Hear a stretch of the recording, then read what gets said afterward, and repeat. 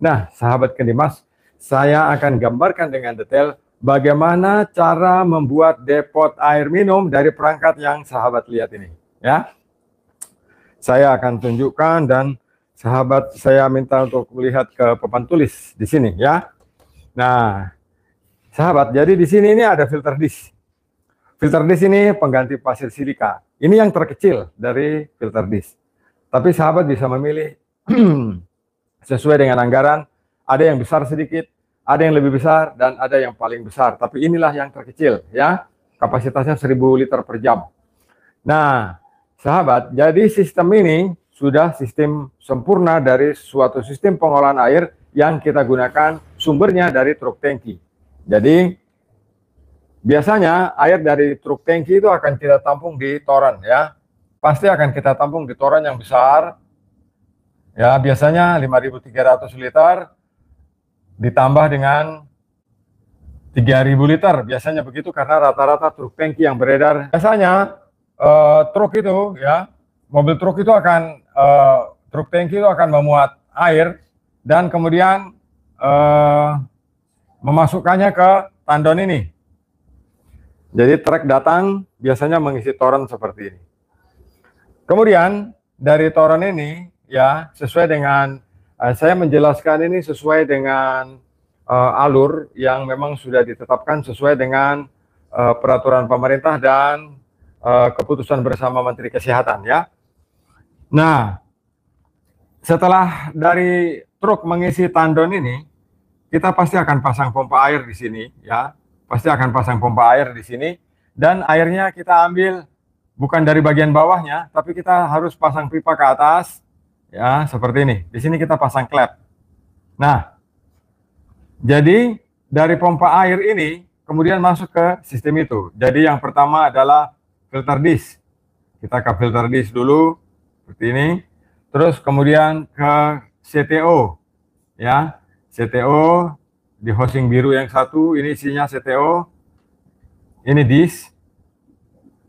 Ini CTO, kemudian dari CTO di sana ada PVDF ultrafilter produk dari Kendimas di tipe 3500 LPH.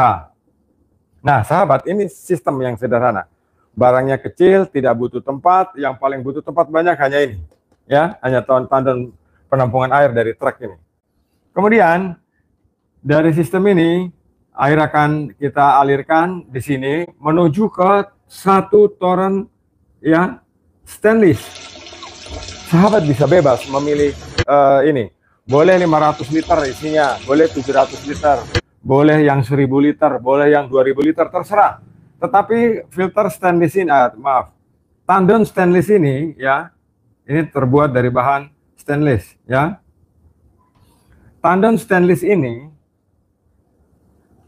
tidak mempengaruhi jumlah yang terisi di dalamnya. Jadi saya akan memilih yang paling murah sudah, yang paling kecil. Isinya 500 liter.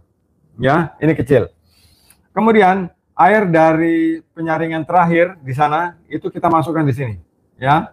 Nah, kita masukkan di sini. Kita memasang otomatis, biasanya kalau kita beli tandon stainless di sini sudah ada otomatisnya, ya. Pasti sudah ada otomatisnya.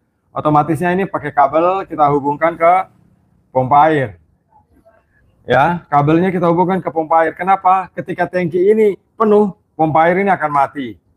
Ketika tangki ini kosong, pompa air akan hidup.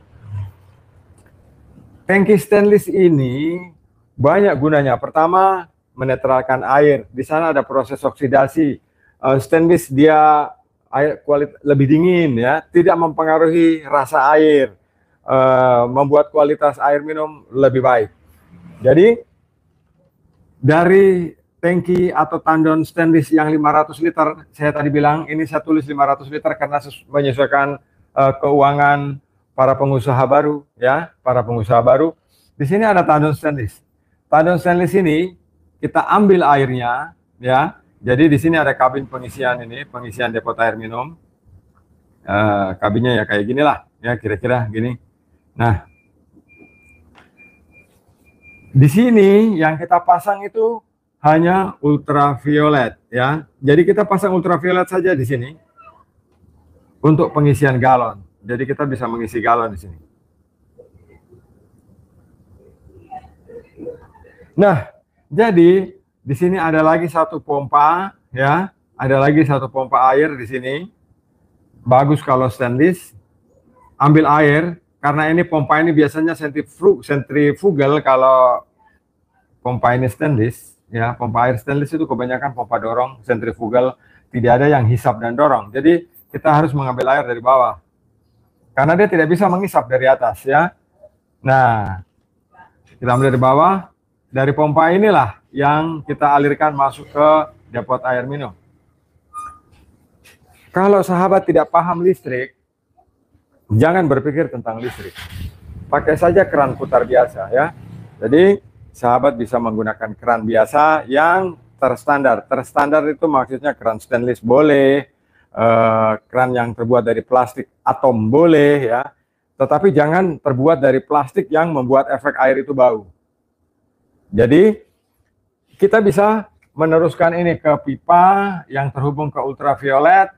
Dari ultraviolet ini kita bikinkan keran 1, 2, 3. Keran putar saja.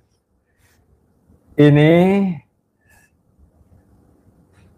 sahabat, ini sudah prinsip yang paling murah jika sahabat menggunakan air dari truk tangki, ya. Truk tangki yang kita tampung di toren ini, di tandon ini, dia lewat dulu di filter disk. Filter di sini menjaga-jaga jangan sampai ada kotoran yang masuk ke dalam sini, karena ini adalah makrofilter. Apakah makrofilternya bisa dihilangkan? Bisa. Dengan konsekuensi di tahap kedua ini filter kita akan cepat kotor dan cepat mampet. Tetapi kalau sahabat punya uang, setelah makrofilter ini sahabat pasang mikrofilter di antara filter disk dan CTO. Karena CTO ini besar, ya, volumenya atau kegunaannya sama dengan satu sak. Sama dengan satu sak arang, ya, arang di dalam satu karung yang 25 liter.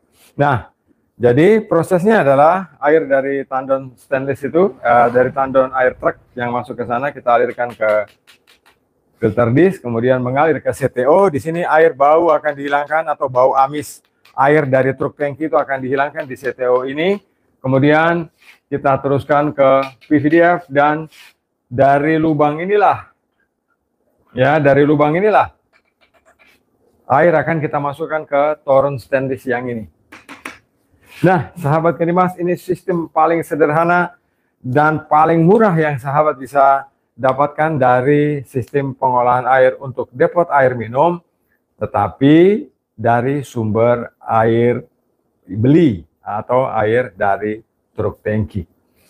Nah, sahabat Kedimas, terima kasih atas atensinya. 14 menit kita bertemu. Dari Blitar, Jawa Timur, saya Lukman Hakim. Salam Kendi Emas.